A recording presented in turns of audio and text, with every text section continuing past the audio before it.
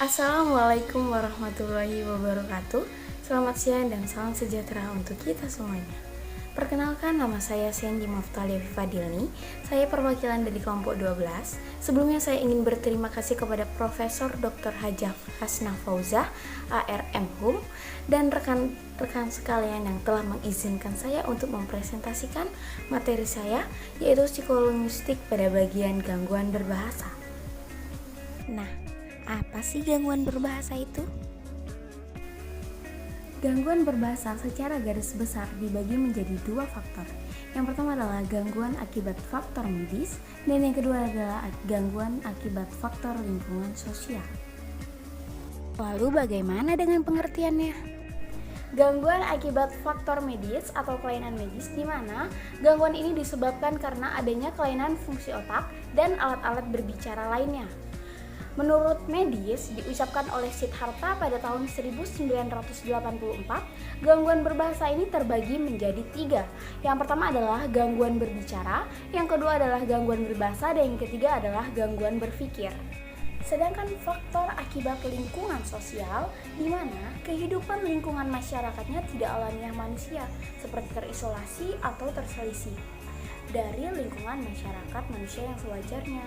Kita masuk pada gangguan berbicara, di mana mekanisme berbicara merupakan proses produksi ucapan atau perkataan oleh kegiatan terpadu dari pita suara, lidah, otot-otot yang membentuk rongga mulut dan kerongkongan, serta paru-paru. Oleh karena itu, mekanisme berbicara sendiri dibagi menjadi 4, yaitu pulmonal merupakan faktor akibat paru-paru, laringal merupakan akibat faktor pita suara, lingual akibat lidah, serta resonansi merupakan akibat dari rongga mulut serta rongga hidung. Selanjutnya adalah gangguan akibat multifaktoral. Akibat faktorial ini terbagi lagi menjadi 3. Apa aja? Yang pertama adalah gangguan serampangan, di mana pembicaranya biasanya berbicara cepat dengan menelan beberapa suku kata sehingga menyebabkan pembicaraannya menjadi tidak jelas. Yang kedua adalah berbicara propulsif, yang biasanya diidap oleh para penderita Parkinson. Dan yang ketiga merupakan gangguan mutis, di mana penderitanya tidak bisa berkomunikasi secara verbal maupun visual. Pada gangguan psikogenik terurai lagi menjadi 4 bagian, yaitu yang pertama adalah berbicara manja, yang kedua adalah berbicara kemayu, yang ketiga adalah berbicara gagap yang terdiri dari 4 faktor, dan yang terakhir adalah berbicara latah. Baiklah, kita masuk pada gangguan berbahasa, di mana berbahasa itu sendiri merupakan kegiatan berkomunikasi menggunakan bahasa yang dipelajari dan didapat dari masa kecil hingga masa sekarang. Untuk berbahasa diperlukan kemampuan mengeluarkan kata-kata. Ini berarti daerah Broca dan Wernicke harus berfungsi dengan baik.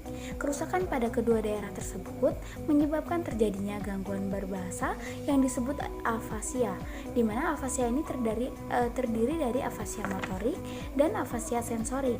Pada afasia motorik terbagi lagi menjadi 3, yaitu adalah afasia motorik kortikal, afasia motorik subkortikal, dan yang ketiga adalah afasia transkortikal. Afasia sensorik merupakan sulitnya mengerti dari apa yang dilihat dan didengarnya. Baiklah, kita masuk pada gangguan berpikir. Gangguan berpikir merupakan terganggunya pemeroleksian afeksi dan kepribadian seseorang pada gaya berbahasanya, di mana gangguan berpikir ini terbagi atas 3, yaitu pikun atau demensia, skizofrenik, dan depresif.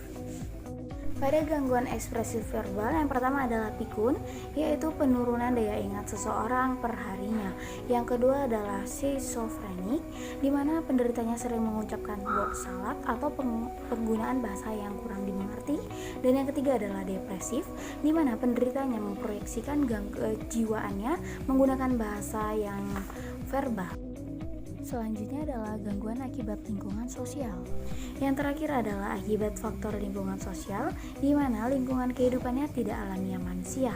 Di sini akan saya berikan contoh pada dua kasus. Yang pertama adalah kasus Kamala dan adiknya, di mana mereka berdua sejak kecil hidup di kawasan hutan, sehingga ketika mereka diajari berbahasa, mereka hanya mampu menguasai sedikit bahasa sampai mereka meninggal dunia. Sedangkan yang kedua adalah kasus Geni, di mana dia masih hidup di kawasan manusia, namun terselisih di dalam suatu ruang isolasi. Sekiranya begitulah materi yang telah saya paparkan. Jika teman-teman sekalian ada yang ingin bertanya, saya persilahkan. Sebelumnya saya ingin minta maaf jika ada salah, dan saya mohon undur diri. Assalamualaikum warahmatullahi wabarakatuh.